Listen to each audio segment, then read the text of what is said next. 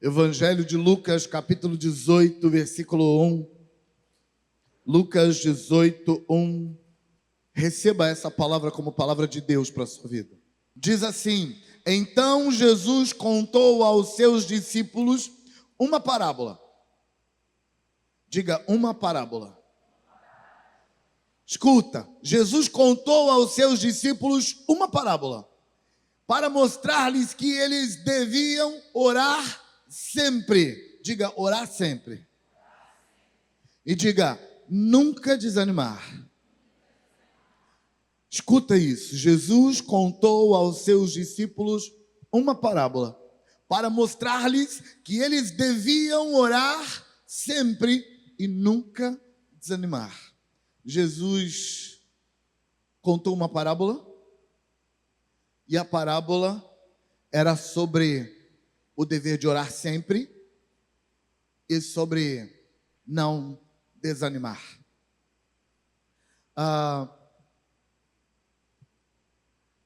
Quando Jesus diz que eles deviam, a palavra deviam, no texto grego, tem muito mais a ver com uma necessidade.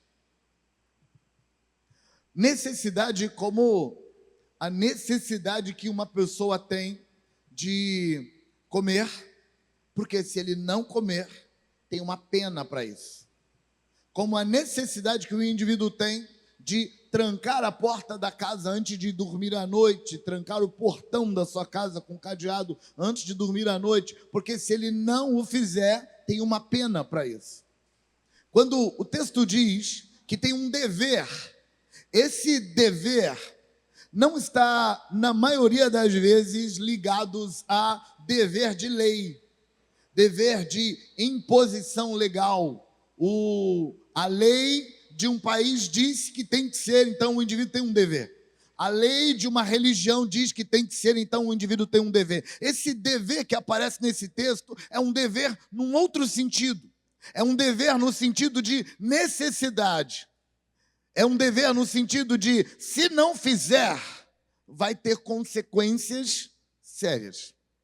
Mas eu quero chamar sua atenção nesse versículo para três expressões. Para a expressão parábola, Jesus estava falando de uma parábola.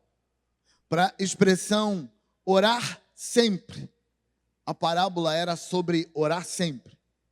E para a expressão não esmorecer, a parábola também era sobre não esmorecer. Jesus está estabelecendo, antes de falar da parábola, eu quero te falar sobre o orar sempre e o não esmorecer, que Jesus está estabelecendo no texto como um dever. Jesus está estabelecendo que orar sempre e não esmorecer é um dever, mas não um dever no sentido de minha religião me obriga a isso, minha religião estabeleceu que isso é um dever, ou a lei do meu país, a lei moral, ou a lei jurídica do meu país diz que isso é um dever, não nesse sentido. Dever, nesse caso, orar sempre e não esmorecer, é um dever no sentido de necessidade. Então vamos trocar dever por necessidade. Existe uma necessidade, assim como tem a necessidade de se alimentar, a necessidade de respirar, a necessidade de proteger sua casa, a necessidade de trancar a porta antes de dormir, janelas também é importante. Tem necessidade de fazer certas coisas, mas não é porque ninguém está me obrigando, não é porque ninguém vai me acusar, não é porque ninguém vai me cobrar, não é porque tem uma lei, é porque se eu não fizer, vai ter consequências. Então, nesse sentido, é uma necessidade orar sempre e não esmorecer. O orar sempre está ligado a ser uma necessidade do povo de Deus, porque o texto está dizendo que Jesus contou essa parábola aos seus discípulos, então ele não está contando essa parábola para todo mundo, é para os seus. Tem uma necessidade de que os discípulos de Jesus, de que o povo de Deus, de que o povo que escolheu a luz, pratique oração constante. O orar sempre no texto tem uma relação com o tempo. Orar sempre no texto tem uma relação com, na medida em que o tempo muda, tem que orar de novo. Orar sempre implica que a oração feita pelo dia de hoje não vai funcionar para o dia de amanhã. Isso tem um link com a fala de Jesus quando ensina a orar. Ele ensina a orar assim: o pão nosso de cada dia dá-nos hoje, o que implica que aquela oração vai cobrir o dia de hoje. No dia de amanhã, aquela oração não está cobrindo mais. E Jesus está estabelecendo que essa persistência é uma necessidade. A perseverança é uma necessidade. Jesus contou uma outra história em Mateus capítulo 6 sobre esse mesmo dever da perseverança, da continuidade. Jesus, em Mateus capítulo 7, Jesus conta a história de dois homens que construíram duas casas. Esses dois homens queriam construir duas casas na praia. E os dois foram para a praia, procuraram um lugar para construir a casa. E eles encontraram uma praia bonita, à beira-mar, com um riacho, um riozinho que desaguava no mar ali perto. Era uma paisagem muito bonita. E os dois queriam construir a casa de praia deles ali. E Jesus nos conta que um deles, chamado de tolo, encontrou um platô, um lugar plano, bonito, de areia solada. Aquela areia estava dentro de uma panela de pedra, mas era grande. E a areia solou ali, e ficou um terreno bem firme de areia, se é que pode chamar terreno de areia firme, era um terreno bem firme de areia. E o senhor tolo você já sabe, não é muito inteligente. O senhor tolo, quando viu aquele platô de areia, planinho, solado, firme, ele disse: achei o lugar aonde vou construir a minha casa. O senhor sábio, Jesus está contando uma história. O senhor sábio disse: nunca que eu construiria minha casa num lugar de areia desse. Deixa eu procurar um outro lugar mais seguro. O senhor sábio encontrou mais à frente um outro platô. Só que era um platô de pedra. Um prolongamento da montanha enorme, que ficou plano. Provavelmente pela ação da erosão de algum tempo. Aquele platô de pedra estava muito bonito, prontinho para botar uma casa ali. E aí, do lado do platô de areia, um platô de pedra.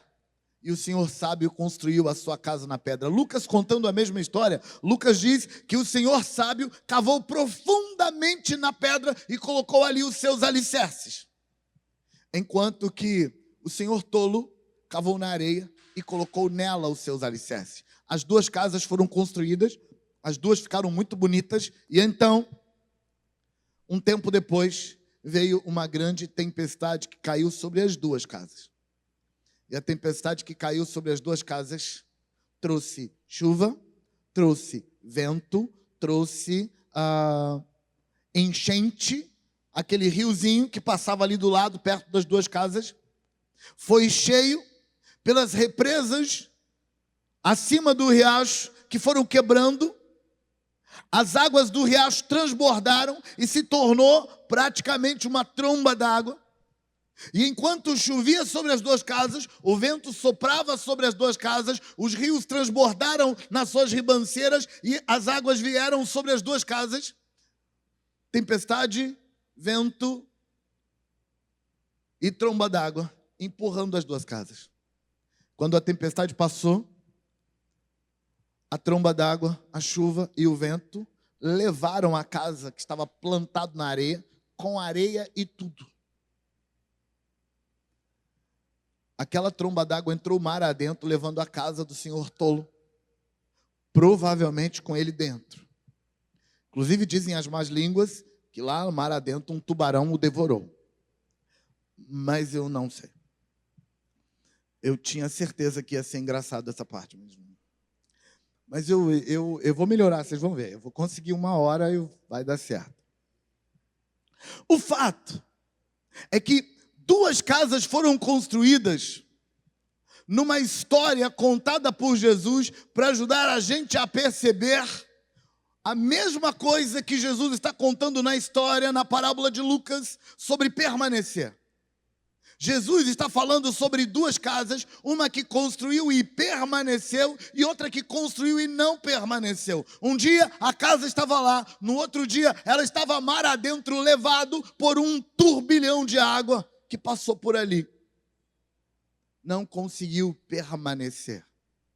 Jesus, naquela história, estava dizendo que muitos naquele dia vão me dizer: Senhor, um dia a gente te serviu. Mas Jesus vai dizer: não, afastem-se de mim. Eu não conheço vocês porque vocês praticam a iniquidade no presente. Se você olhar para o texto, você vai perceber que Jesus está falando que o indivíduo que construiu a casa na rocha, ele permaneceu. E lá num futuro, ele está debaixo da bênção de Deus. O indivíduo que construiu a casa dele sobre a areia, ele não permaneceu. E lá no futuro, ele foi reivindicar diante de Deus assim: Deus, eu não permaneci, mas houve um tempo da minha vida em que eu estava firme. E Jesus vai dizer: eu nunca te conheci. Por quê? Porque você não permaneceu. Jesus está dizendo então, em Lucas 18, que existe uma necessidade de permanecer. Permanecer, falando para os seus discípulos, é uma carência, é uma necessidade, porque aquele que começa a corrida correndo bem, firme, mas não termina bem, não adiantou de nada. Porque começar a corrida não resolve nada. É terminar a corrida que resolve. Às vezes, quando a gente assiste a corrida da São Silvestre, a gente percebe claramente os profissionais no começo da corrida. Porque é uma multidão de gente correndo a São Silvestre. Mas aqueles que não são profissionais começam a corrida desembestado, querendo ganhar a corrida no começo. Você nota claramente os profissionais que no começo da corrida eles só marcham tranquilo. Não vai ganhar a corrida agora. A corrida vai ganhar lá no final. Quando chega no final da corrida, aquele povo que começou correndo a 1000, feito louco no começo, estão tudo caído pelo caminho. E aquele povo que começou sabendo que vai chegar no final, lá no finalzinho, eles estão firmes e aceleram. Eles gastam tudo que tem, porque agora está na hora de ganhar a corrida no final. Sabe, quando Jesus diz em Mateus 7, quando ele conta a história da casa na areia e da casa na rocha, Jesus diz assim: muitos naquele dia me dirão: Senhor, no passado nós profetizamos, nós curamos enfermos, nós fizemos milagres. No passado. E Jesus vai dizer para eles: afastem-se de mim, porque no presente vocês praticam a iniquidade. Ou seja, vocês começaram bem, mas não terminaram bem. Vocês não continuaram. Jesus está dizendo que os discípulos de Jesus, que quem escolheu andar com Deus, não pode só começar bem. Tem que continuar. Tem que continuar. Tem que continuar. Não tem solução, não tem jeito, não tem socorro para quem não continua. E sabe, eu preciso te contar uma coisa. Isso tem a ver com tudo. A necessidade de continuar tem a ver com a salvação eterna. Aqueles que não continuarem não receberão o que Deus tem para a gente no final. Mas é mais do que isso. O seu relacionamento constante com Deus tem uma questão de continuidade. Na maioria das vezes, os milagres que você recebe de Deus, e se você está servindo a Deus há mais de 5 anos, já notou isso. Na maioria das vezes, o milagre de Deus na sua vida acontece no último minuto do segundo tempo, depois da prorrogação e nos pênaltis. Quase todo mundo já notou isso. A gente quer algo, está buscando, está clamando, tá. E aí você olha para a vida e fala assim, parece que não vai rolar. Quem recebe a bênção, portanto, são aqueles que dão conta de chegar no final crendo. Se você está andando com Deus, já deve ter notado que um dos principais investimentos do inferno na sua vida não é de impedir você de começar. Um dos principais investimentos do inferno na sua vida, em todas as áreas, é impedir você de continuar. Quando você começa, as trevas começam a desanimar você e a dizer, larga isso para lá, desiste. Por que continuar? Por que dar continuidade? Acaba logo com isso, deixa isso para lá. Às vezes, Satanás é tão cara de pau que ele tenta convencer a gente de que se a gente cometer suicídio, a dor vai cessar. E não vai cessar. Porque a dor faz parte da gente. Ou a gente resolve a dor, ou o ato de desistir da vida não vai acabar. Porque não vai acabar com a dor. Porque onde quer que a gente for, a dor vai junto com a gente. Portanto, esse objetivo de Satanás de fazer a gente descontinuar, de fazer a gente desistir dessa continuidade, é presente em todas as áreas da vida. Satanás está sempre tentando dizer, desiste, desiste, desiste. Eu queria uma bênção para o meu casamento. Não, não queira não, desiste. Você não dá conta, você não aguenta mais. Acaba com isso, para com isso. Eu quero que Deus abençoe o negócio que eu comecei na presença de Deus, com direção de Deus. E quando eu começo a buscar isso de Deus, as coisas começam a dar errado e o diabo vai no ouvido. Desiste, larga isso para lá, não continua não. Larga para lá, porque está difícil, não está fácil, está complicado, desiste. E aí Jesus nos fala sobre, número 1, a necessidade de orar sempre. Orar sempre implica começar e dar seguimento. Não desistir. Ficar firme. Seguir em frente. Sabe, a sua salvação tem a ver com continuar. O seu milagre, aquela bênção que você está pedindo, tem a ver com continuar. No final de uma persistência, no final de uma perseverança, é que o milagre de Deus nos visita.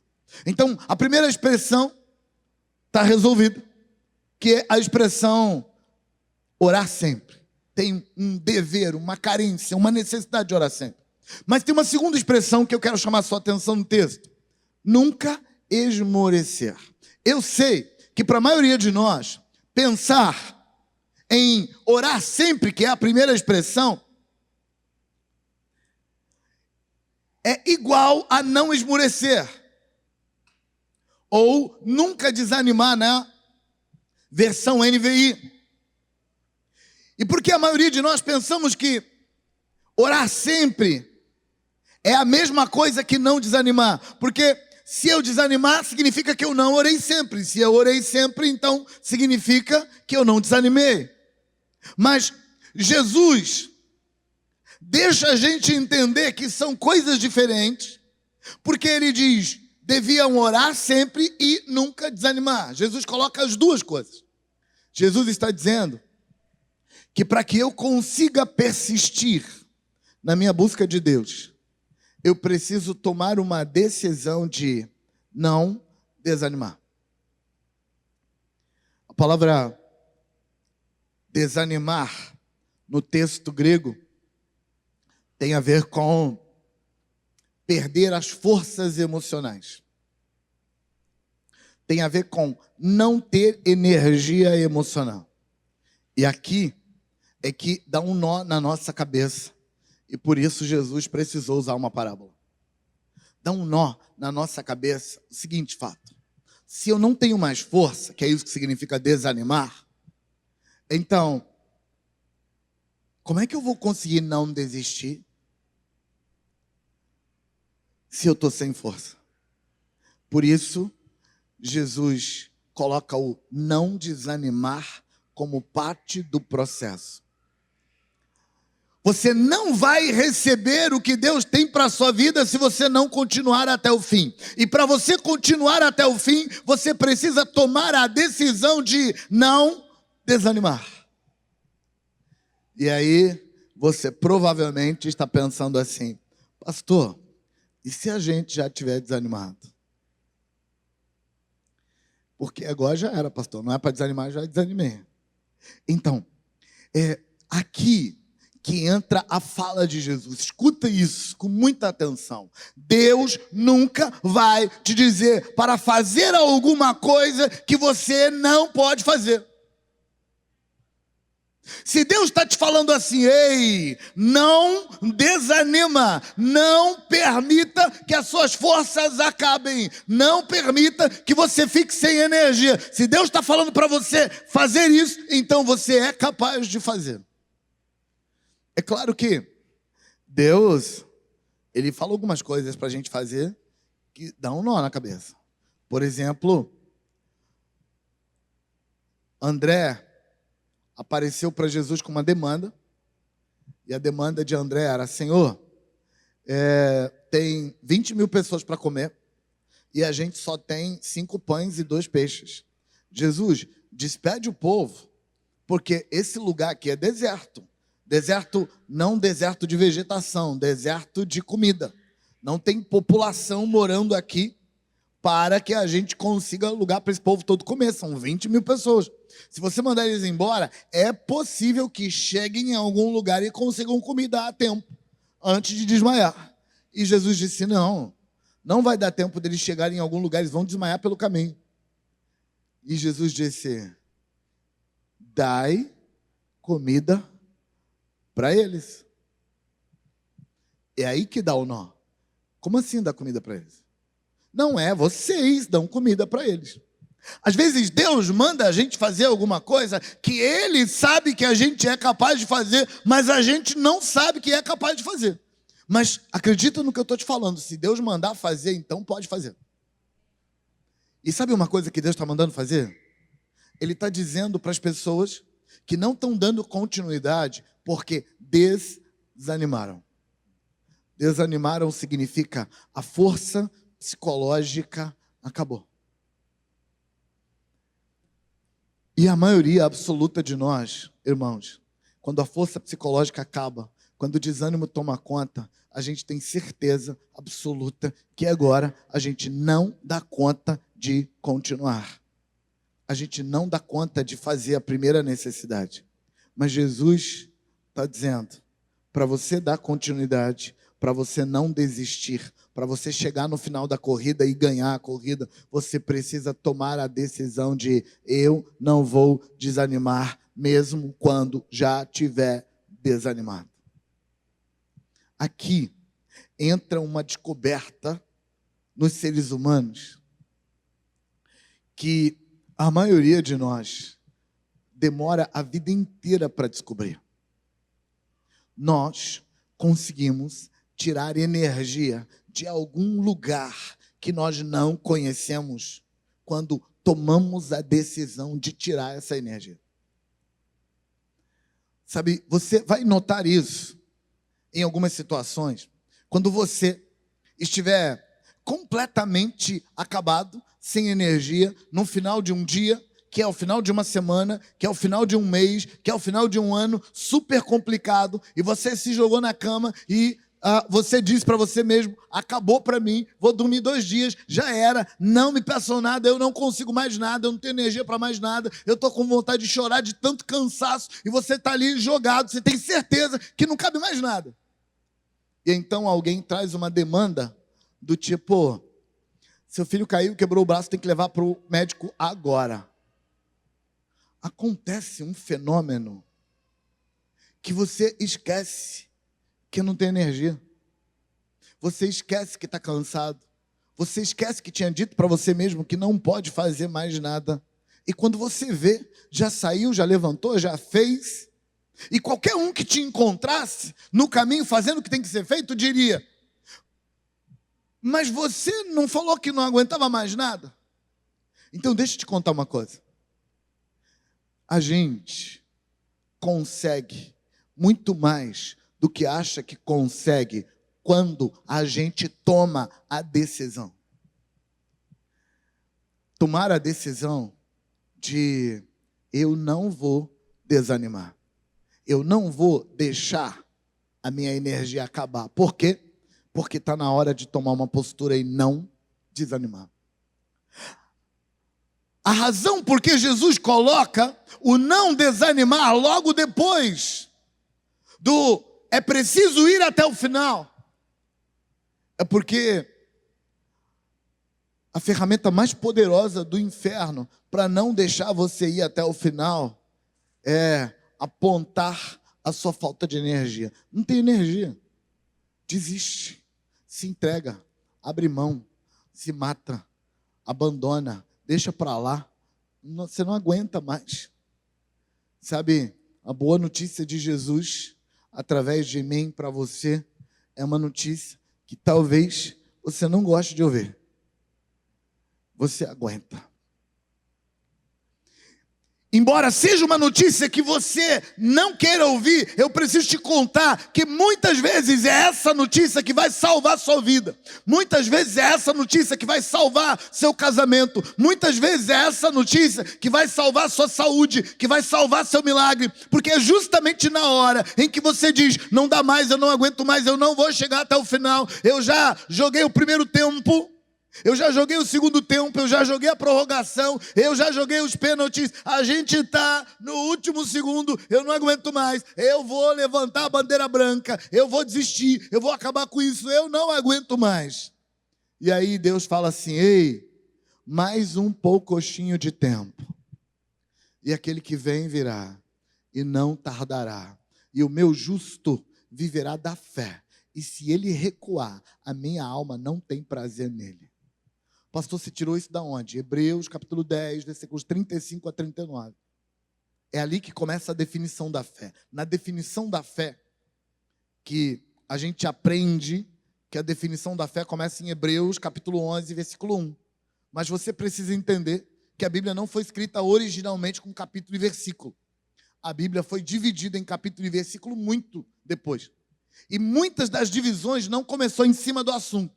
O assunto fé, que nós estamos acostumados a pensar que começa em Hebreus, capítulo 11, versículo 1, na verdade, começa em Hebreus, capítulo 10, versículo 35. E ali, a fé é não abrir mão da confiança.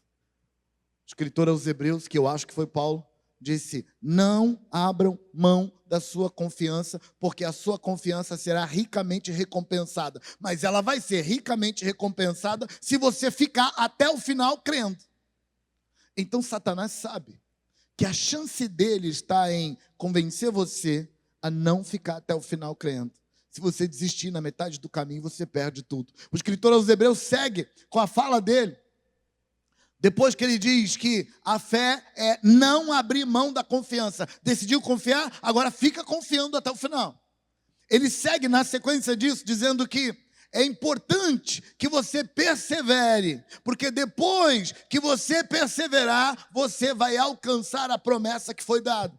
E aí, ele segue dizendo, mais um poucochinho de tempo na versão corrigida. Em outras versões, esse poucochinho muda, mas eu adoro essa palavra. Por isso eu adoro lembrar da corrigida. Almeida Revista e Corrigida diz, mais um poucochinho de tempo e aquele que vem virá e não tardará. Mas o meu justo viverá da fé. E se ele recuar, minha alma não tem prazer nele. Para que você dê conta de ficar até o final, você vai precisar duvidar do seu desânimo. O seu desânimo vai dizer para você, você não aguenta mais. Você não dá conta. Para você já deu. Para você já acabou. Deixa eu te contar uma coisa. Mentira. Quantas vezes na sua vida você tinha certeza que acabou, mas alguém conseguiu te convencer que não acabou? Quantas vezes? Eu já carreguei peso demais. Minhas costas doem, minha perna dói, meu pescoço dói, minha moral está baixa. Eu não aguento carregar mais peso. E então, o peso vai tirar a vida de alguém que você ama. Você esquece que costa dói, que a cabeça dói, que a perna dói. Você esquece que tudo dói e você faz o que tem que ser feito sem nem se lembrar da dor, porque você decidiu. Então, é mentira do inferno essa conversa de que você não aguenta mais. A boa notícia que eu tenho para você, o evangelho de Deus que eu tenho para você é: você aguenta sim. Você aguenta. E Deus está te convidando a ficar firme até o final. E se disseram para sua alma que você não aguenta, eu estou te contando, você aguenta. Não desanime, não desista, não abra mão, não molenga.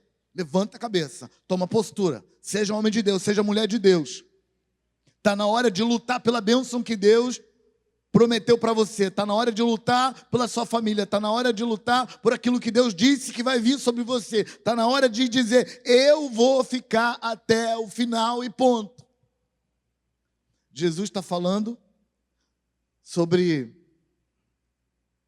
o dever de orar sempre, de dar continuidade. Mas Jesus está falando também sobre o dever de nunca desanimar. A terceira palavra que eu quero te falar, e eu quero falar já terminando, fechei porque eu termino.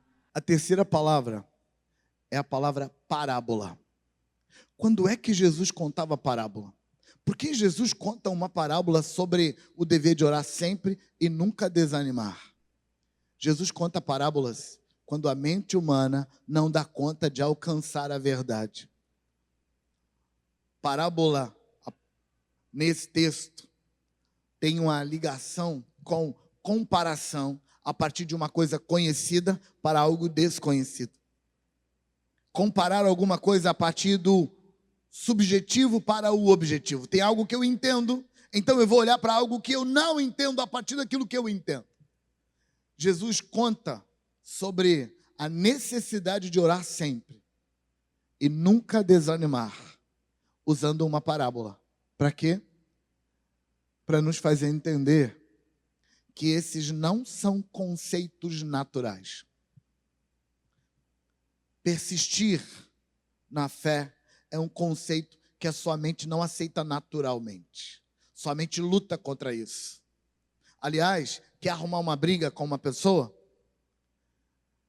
Quando ela sentar, esticar as pernas e ela disser assim: para mim já deu, não aguento mais. Chega perto dela, olha com firmeza e diz: você aguenta. Você arrumou briga para a semana toda. Porque quando a pessoa se entrega, ela não quer que ninguém diga para ela que ela ainda aguenta. Porque, na verdade, o eu não aguento é uma decisão tomada de forma inconsciente, muitas vezes irresponsável. O eu não aguento é uma decisão tomada, a mente já decidiu.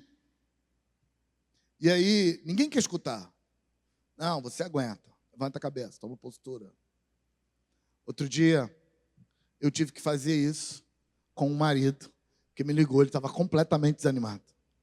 Mas, graças a Deus, ele me respeita o bastante para escutar minha voz de comando. Eu falei para ele assim: meu filho, nós não temos tempo para discutir esse assunto, você precisa me escutar. Tá bom, pastor. Toma postura, vai lá e resolve sua casa, resolve sua família e depois a gente conversa sobre o seu problema. Tá bom, pastor. Porque não dava para discutir. Se permitisse o desânimo da alma dele, ele ia destruir a casa, ia destruir a família. Porque o sentimento dele era: eu não aguento mais. Jesus usa uma parábola porque Jesus quer que a gente entenda que a mente não gosta de aceitar que ela aguenta mais um pouco, que ela aguenta ficar firme um pouco mais, que ela aguenta levantar a cabeça e lutar mais, que ela aguenta permanecer perseguindo o alvo um pouco mais. A mente não quer aceitar isso. E como ela não quer aceitar isso, quando você explica, a mente não entende. Então Jesus tem que contar uma parábola para te obrigar a entender que a verdade é que Deus está dizendo para você que você aguenta, que você pode decidir: eu não vou desanimar, eu vou continuar firme. A alma, as emoções dizem: você não aguenta mais. O corpo e as dores do corpo já disseram, você não aguenta mais. As pessoas ao redor já disseram, você não aguenta mais. Mas Deus está falando, você aguenta. Não desiste. Porque desistir é uma decisão. E se você decidir desistir, o preço a pagar vai ser muito caro. Levanta a cabeça, acredita em Deus primeiro, acredita em você segundo, e levanta a cabeça e cai para dentro e vamos resolver isso.